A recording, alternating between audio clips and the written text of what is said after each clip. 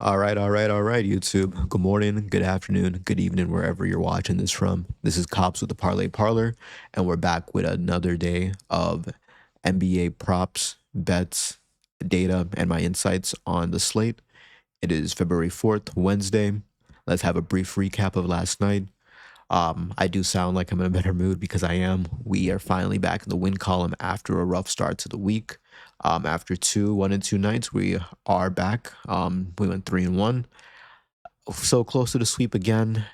I I can't be mad about the one chalk with Michael Porter Jr., which I misspelled there as Mike Harl. And honestly, he doesn't deserve to have his name spelled right. He went 0 for 9. We needed 32 points and rebounds. He actually got 21 points and 10 rebounds. So actually, I couldn't even be bothered to put the one there for the 30 because it was a .5 chalk. Other than that, going with Jamal Murray and Osher Thompson. Jamal Murray recently played against the Pistons. I just said if it was a more efficient scoring night for him, he would get this easily. And he had 32 points all by itself. The 9 assists were just the cherry on top. Osher Thompson, I said if he kept his hands to himself, he would avenge his performance last time we took this prop, and he did me right. He got exactly 6 rebounds and didn't see a minute in the fourth, but who cares? And then the Knicks first quarter spread. We could have taken him for the spread for every single quarter. We could have taken him for the full spread of the game. We could have taken unders on the Wizards. It was an absolute blowout winner. So 3-1 night. Let's get started. We're gonna keep this a pretty quick video. I'm gonna go with 5 props again. 5 props today. We're gonna stretch out a little bit more, see if we can get some volume to get that record back in total, back even, and further into the green. We're first gonna start off with Jaden McDaniels. We are gonna take him for 22 points, rebounds, and assists. I don't mean to beat an old horse since we did just take him for the 21 points and rebounds against the Grizzlies on Monday. But in my defense, I did say that I would be comfortable taking this line any day of the week if one of Anthony Edwards or Julius Randle are playing or aren't playing. Both of them played. They were both on the injury report. They are both on the injury report again for this game against the Toronto Raptors. Julius Randle will probably has a chance to not see this game more than Anthony Edwards. Anthony Edwards is always there as a maintenance tag, but the Julius Randle one is a thumb bruise that he picked up in the last game.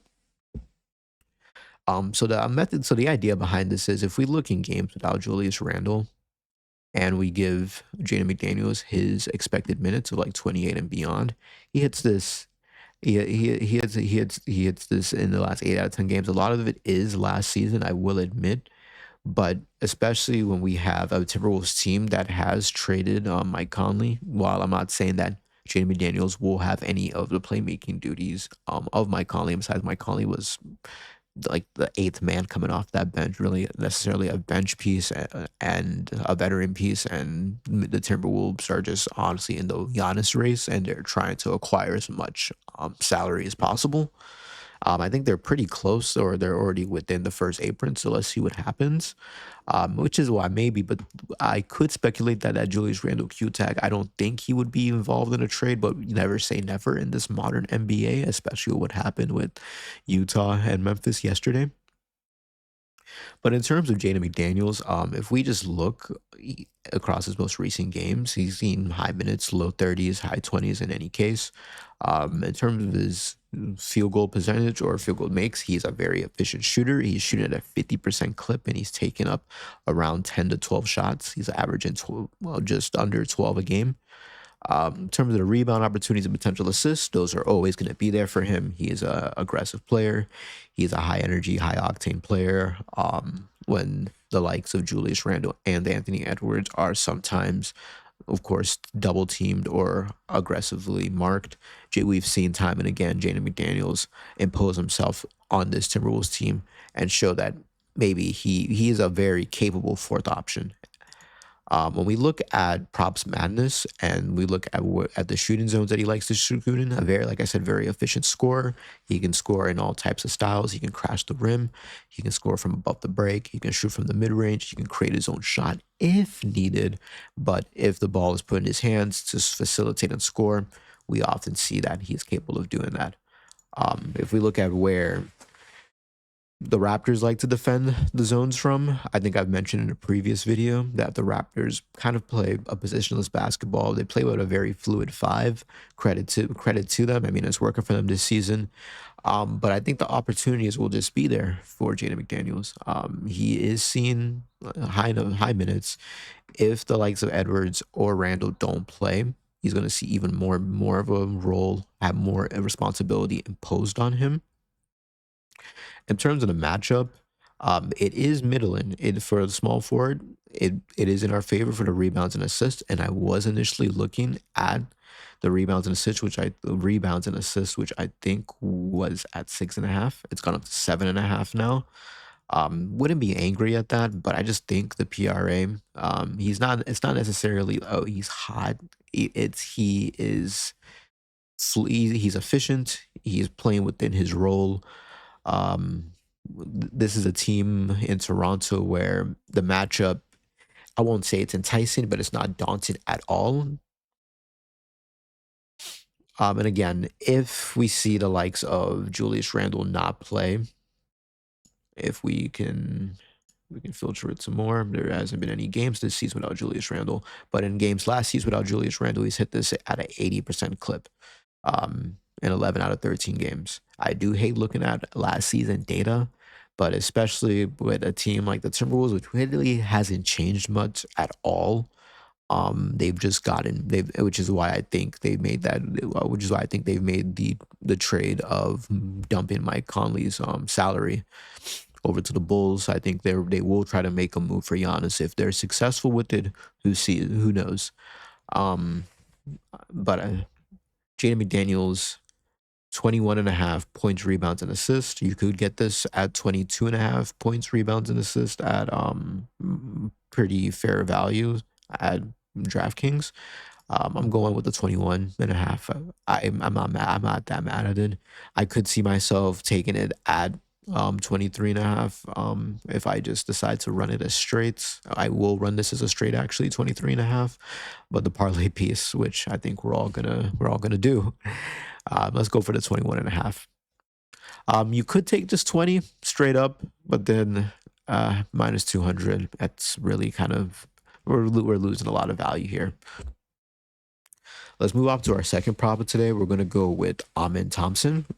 This was initially 12.5 rebounds and assists, which you can still get at Hard Rock. I don't live in a state with Hard Rock, so I guess now I am forced into 14 rebounds and assists. Until there's all lines available, then maybe I might take the juice on 13.5.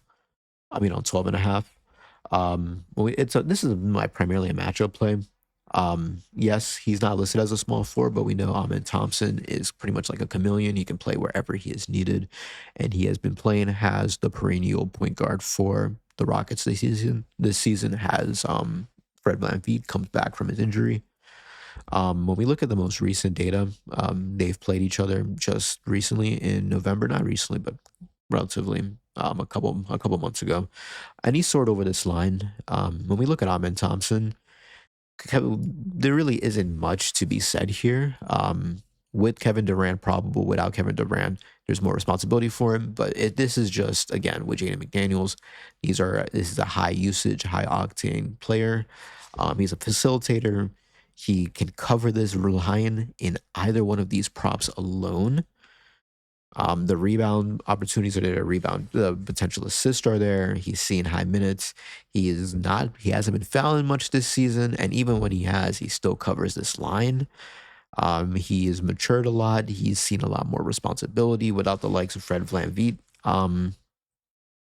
And if Kevin Durant, I think he didn't play against Indy, has maintenance for a game like this. But if he still isn't playing, and this brings Reed Shepard or Jabari Smith already is projected to start today. But I guess if Kevin Durant is out, the most likely person to start would probably be Josh Okogie that'll come in, or potentially Reed Shepard. And just slot Amen Thompson down a bit. I wouldn't be angry at this at all. We look at props madness. If we look at the potential assist, again, he's averaging 10.5 potential assists. He's averaging 14 rebounds, potential rebounds, and he's averaging 11. He's averaging 11 potential assists, 14 potential rebounds. When he goes up against challenging matchups, yes, he's only hit this in 4 out of 5, in 6 out of 15 games, 40% clip. This isn't necessarily something that has me too concerned because this is just position, and this is probably still, I don't know if Props Madness is effectively classifying him as a guard yet, and this is going against Boston's defense of other guard positions. So if we look up at challenging assist makeup, it does go a little bit more in our favor. But again, this is probably still Boston's defending of the point guard position. I would be more comfortable with just keeping in mind that Ahmed Thompson, the usage that he gets, this is if you were to try to take the risk on the under, I wouldn't want to take that, especially with a Boston team that is coming off of that is on the back end of a back to back. While they did essentially blow the Mavericks out. They're staying in Texas. They are just going a little bit up north to Houston. This will be a much harder matchup. Um, the only thing that would beat that beats us is if Ahmed gets into foul trouble. And we look at the matchup. Alperen Sengun will be busy with Queta will be busy with handling the likes of Alperen Sengun. Peyton Pritchard would probably be focused on Kevin Durant along with Derek White. So we probably would see Jaylen Brown and Ahmed Thompson being the primary matchup here. Jaylen Brown, who is having another all-star season, maybe a career season, I think, with Jason Tatum out. This is a nice matchup. I think this might be me reading into narratives a bit. I think last night the matchup was Osher Thompson against Jamal Murray. Today's matchup is going to be Ahmed Thompson against Jaylen Brown. I think the Pistons did win last night, so glad I didn't take the Denver money line. Let's see if his twin can do him right. Ahmed Thompson, 12 and a half rebounds and assists, honestly, but it's 13 and a half now. You could take it at plus money. Wouldn't be mad at it. Our third prop for today is we're going to go to Ty Jerome, and this is the Grizzlies facing off the Sacramento Kings after the blockbuster trade that's happened. And as you can just see from the Memphis injury report, um, you have Walter Clayton Jr., Taylor Hendricks out. But the big news is Jaren Jackson Jr. has been traded to the Utah Jazz for an assortment of picks. So the Grizzlies are full and well in a rebuilding process now. Ty Jerome, points and assist. I do feel like a late investor coming into this because I did initially say I wanted to take him for his 15 points and assist in his first game back. In his most recent game back. He soared over this line. He got 27 points and assist. Of course, the market has reacted as it should. It is 21 points and assist now. You can get it at 19 points and assist for if you want it as a parlay piece. I'm not mad at it. Yes, there is the risk. He is on a minutes restriction. We are going to see him be capped at around 20. The Grizzlies haven't played much of a back-to-back, and he has had a day or two's rest in between. So hopefully we might see him play a bit more. It is a road trip now. But again, there really isn't much in this lineup. I mean, yes, Cam Spencer is going to come in, but other than that, I mean, the Grizzlies are very thin. Of course, they are rebuilding. They now have, I think, 12 first-round picks in the next 7 drafts, which is crazy. I wonder what's going to be done with John Moran. I mean, I think we're probably done with the John Moran era in Memphis now, and we're probably going to see what they can get in terms of a salary dump for John Moran. See if they can maybe acquire some salary along with further picks in this treasure trove as they're clearly going the OKC method. The matchup is there for us. We have a bottom 10 defense, 2 points and assists to the point guard position from the Sacramento Kings. Again, system play. I did recently take this with Bub Carrington, but Bub Carrington and Ty Jerome, two very different players in terms of efficiency. in terms of well, I guess maybe both of their teams' trajectories at this point are probably aligned. But in terms of the usage, if we just look at only the season, we're seeing high usage from Ty Jerome. He's attacking the rim. He's back. It's like he's never left. He is warming back up, and there is that minutes restriction. But the potentials and the support and assist are there, and the supporting data are there. If we are to go to props madness and we look at scoring, Ty Jerome, very efficient scoring, likes to score from multiple zones. When we look at the Sacramento Kings defense at it, there isn't much to be said. They're a bottom 10 defense. They themselves are probably tanking. If we look at point guards to recently play the Kings, besides Bub Carrington, the rest of them have been quite efficient and have done their job. Um, in terms of a lineup, we're probably going to see the point guard minutes be split fairly evenly between Cam Spencer and Ty Jerome. Again, there is the potential at that minutes cap of 20, but in a pretty soft matchup, why why not? Why wouldn't it go up maybe a minute or two? Um, the only way this loses for us is if there's a huge deviation in the minutes or a huge deviation in the efficiency. I think Ty Jerome wants to impose himself. Yes, Memphis will be rebuilding. And if they are rebuilding, maybe Ty Jerome could be a trade cog himself. Maybe not this season, but in the off season. So he himself could be working to put himself into the shop window. If you're still here, I do appreciate it. Thank you. I know the last couple of days have been rough, but glad to turn it around last night. Let's keep it strong. If you could like and subscribe, tell me what you're rocking with, what you're not rocking with. I would appreciate it. Help me make some money, help you make some money, help me help you make us all some money, right? Our last two props of the day, we're gonna go to another game where that's had a pretty blockbuster trade, but for the complete opposite reason. We're not seeing two taking teams, we're seeing two teams that are trying to impose themselves in the playoff race. We have the Clippers facing off the Cavaliers. I'm taking Donovan Mitchell, 10 and a half rebounds and assists. This did open at 9.5. It has shifted over to 10.5 now. You probably will see some nine. You probably will see some fluctuation. You could probably see us go down to 9.5. I don't see it going to 11.5, but even if it were to, I wouldn't be too concerned about it. In terms of recent data, yes, he hasn't gone over this line, but there have been pretty comparative blowouts in all of these games and outlier performances like a Jared Allen 40.13 13 rebound career night.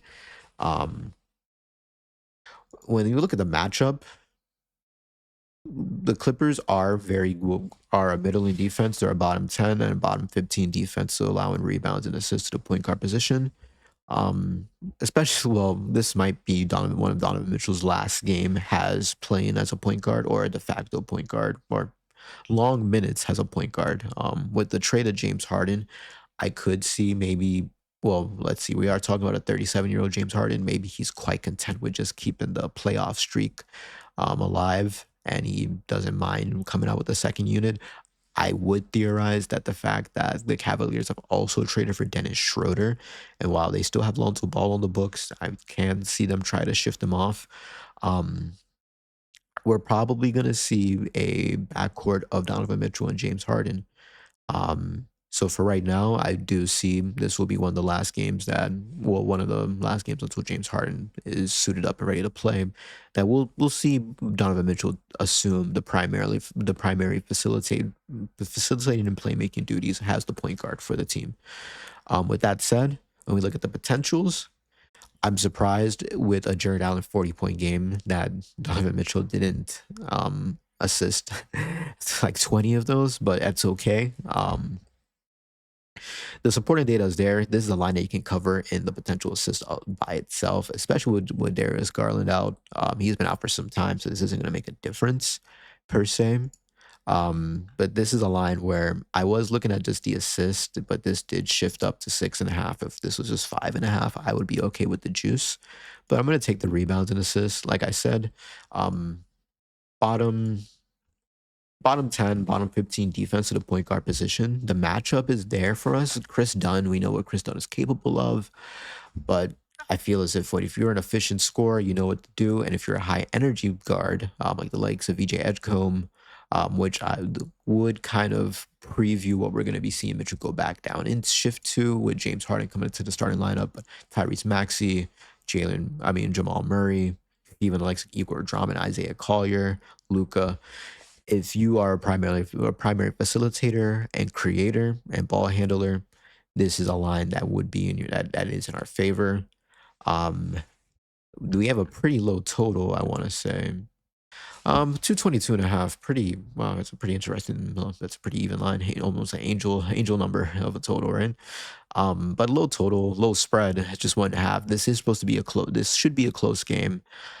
James Harden and Darius Garland is definitely not going to play. He's been injured for some time. I'd be surprised if James Harden is ready to go so soon. Um, there aren't any lines listed for him yet. I would be surprised if there will be. He's probably not going to play. That's probably going to change the out. Obviously, the trade is still pending. But Donovan Mitchell, 10.5 rebounds and assists. You can get this for pretty fair value across all the books right now. I can't see this shifting up or down. Wouldn't be mad in any case that you take it. Like I said, I was leaning at his assist. If it was at 5.5, the points, I just don't want to take a points guy again after such an inefficient night from Michael Porter Jr. But 30 points, I mean, it will be there. You are going to see Donovan Mitchell take up 20 or so nearly 20 shots on any given day. So it's there for us. But let's just keep it simple. Let's go with the rebound and assist. And then for our last pick for today, we are going to go with Jalen Tyson. We are going to take him for 25.5 points, rebounds, and assists. You can get this for fair odds across most of the books. FanDuel has moved their line up to 27.5 points, rebounds, and assists. And it's to be expected. I mean, you have a bottom 5 defense in points and a near bottom 10 defense in rebounds and assists allowed to the shooting guard position, but I do see with Sam Merrill and starting in the lineup, Jalen Tyson is probably going to suit up as a small forward. This is a line that he's been coasting over. He's been comfortably hitting this, especially with Evan Mobley out. He's hitting this in 63% of games without Evan Mobley. Primarily a system play. The usage is there. He's a very efficient scorer. Whenever you're taking up 10 shots and you're getting up eight potential rebounds and 4 potential assists. Outlier 10 games, but again, this is a game where this is where all the this is where all the Jared Allen assists went. Good to know. But again, Jalen Tyson, points, rebounds, and assists. If we look at where he likes to score from Props Madness, very again like Jalen McDaniels, efficient scorer, likes to score from all the zones. Efficient scorer, likes to either create his own shot, crash the rim. He can take a catch and shoot from above the break.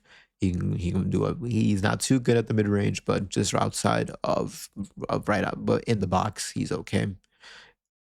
But we have a Clippers team where honestly, I don't know where they're looking. I mean, Darius Garland isn't that much of a needle pusher. To be honest, with that being said, I am gonna add another lean. I still love all of these props today, especially Donovan Mitchell and Jalen Tyson. I like the 1.5 on the Cavaliers. Yeah, we have the Clippers at home. They're a home favorite sometimes, and they are a home dog. But I don't know. I just think that this is just gonna be Kawhi and friends now. When you look at this lineup, this is not an enticing lineup for the Clippers at all. I mean, you have Sanders, Dunn. Beyond that, I mean, their bench is thin. Yeah, yeah. You still have Nicholas Batum for as efficient as he is coming off the bench in 2026. Cavaliers money line, honestly, Cavaliers money line, Cavaliers spread. Jalen Tyson, PRA. Donovan Mitchell, 10.5 rebounds and assists. Ty Jerome, 20.5 points and assists. Ahmed Thompson, 13.5 rebounds and assists, and Jaden McDaniels, 21.5 points, rebounds, and assists. let's have a great day. Be blessed. Gamble wisely. Gamble what you're willing to lose. And like I'll always say, may the odds be ever in your favor. Peace out.